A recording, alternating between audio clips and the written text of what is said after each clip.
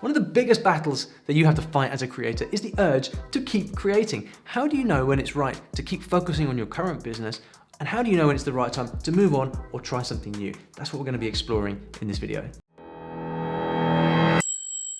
Welcome back to the channel. My name is Ollie Richards, and Creator Smart is all about helping you develop your successful online platform into a strong, stable online business that can give you your time back and thrive independently of the Google or YouTube algorithms. Now, there are two important things to consider if you find yourself wondering, should I try this new project? First of all, there are the business reasons that you're going to be familiar with. Secondly, and more importantly, we've got the mindset reasons. So what are the mindset reasons? Well, let me tell you what happened to me back in 2018. This was a few years ago. I had a very heavy year inside my main business, storylearning.com. We had been a full-on year of product development. We'd been working really hard to develop the business. I traveled abroad to 2 or 3 times, actually creating new language products. And it'd been a great year, very hard work. And I got to the end of the year and I started experiencing a kind of burnout, which, in case you're not familiar with it, can be really debilitating. Everything from just like generally not wanting to work, to not wanting to get up in the morning sometimes, to just feeling generally like not happy with what you're doing. And this was the first time I'd really experienced this, and I didn't know what it was. And so I got to the end of the year and I just really wasn't enjoying work. I just didn't want to go anywhere near my email, didn't want to look at a screen. It was classic burnout. And I started looking for all these new opportunities. I had all these different business ideas and I thought, okay, well maybe if I stop doing the story learning and I start doing this business, or I start trying this thing, then I will be happy, or then it will be more exciting, then all my problems will be solved. And I really got quite close to actually thinking about packing it in and doing something different. And I remember my business coach at the time told me, Ollie, I was really worried you were just going to throw everything away and just throw in the towel. And my whole mindset at the time was just like this shiny object syndrome. I started to look at other people's businesses, or I started to get these new ideas and think, I really should go for that. But what was happening there was I was just looking externally for the answer, whereas the real problem was actually happening in my own life and business, and it was just off balance. So I think I did a good thing in the end. I took quite a lot of time off. I took a couple of months off working heavily in the business, which was all right because I'd done enough work in the previous 9 months to make up for the whole year. So I took all this time off. I went on lots of walks. I read books. I went back to learning about various different things, spent some family time. And what I found was, as the weeks went on, and it did take a couple of months for this to happen, I started getting lots of ideas about my main business, and the excitement started coming back, and gradually all of these little side projects I wanted to do just faded away, and the excitement was replaced and channeled back towards the main business. And I'm really glad I gave it that time, because I could have made a big decision, a really bad, destructive decision at that point. And then the following year, 2019 and 2020, went on to be absolutely epic, in large part because I took that time off and I just allowed the excitement to return. So this is why, when I talk about the strategy of growing a business to 7 figures, I talk about 3 key elements. You've got world building, you've got copywriting, but the third element is mindset. And mindset, often people don't realize why this is so important, but you can see in the story that I gave you how your mindset is off kilter. It has the potential to destroy everything that you've been working on for years. In your business, managing energy is so important, because the energy of you personally as the founder is the entire business. And so often if you find yourself thinking, I want to move on to this, I want to move on to that, it can be a very big distraction and potentially a very serious thing going on. So there are a few questions you can ask yourself if you're feeling this to try and find out where the problem lies exactly. First of all, you can ask, what's out of balance in my work or life right now? What am I not enjoying in my work that I could potentially delegate? What do I find myself thinking about over and over? Where are my mental loops? And could I potentially hire a coach to help me explore those? These are some questions that I ask myself all the time to really try and understand when I'm looking at these shiny objects, when I want to start new things.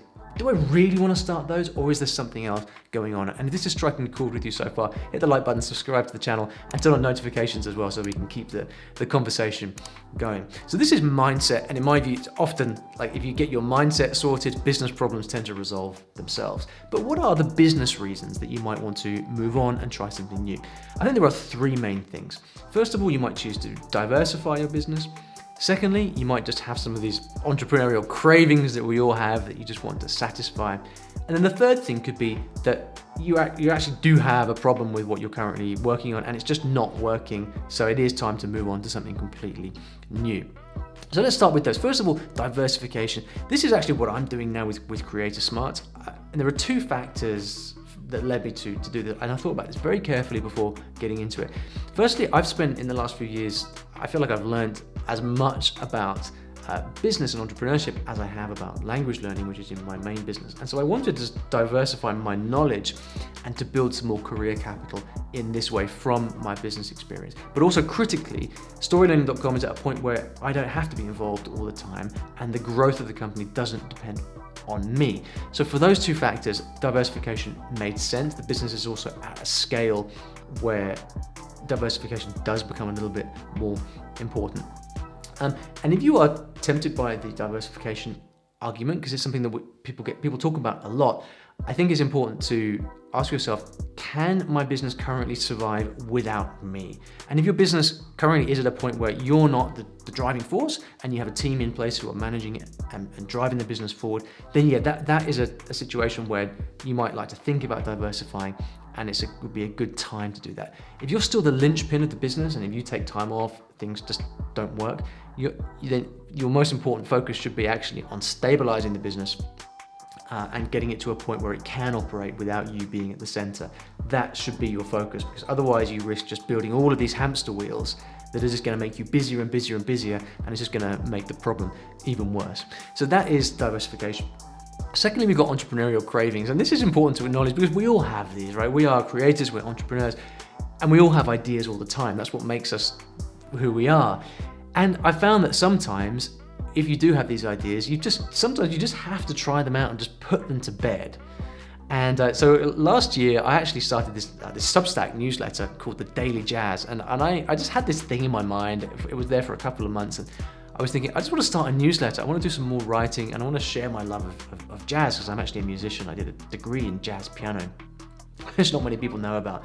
So I thought, right, I really want to write a newsletter about jazz and actually introduce the music that I love to other people. Should I do it? Should I not?